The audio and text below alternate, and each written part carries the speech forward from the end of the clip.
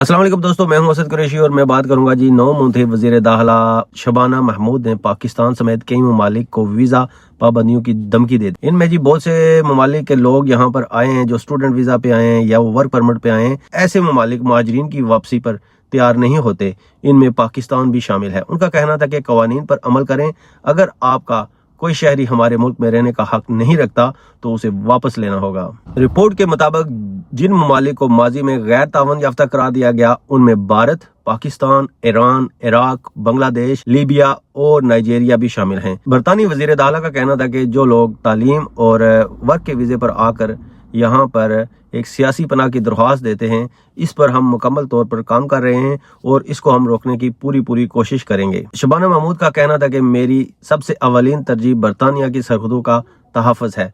मुस्तकबिल में वीज़े कम करने का इम्कान भी मौजूद है ताकि ममालिक को ये पैगाम दिया जा सके कि वो ताउन करें।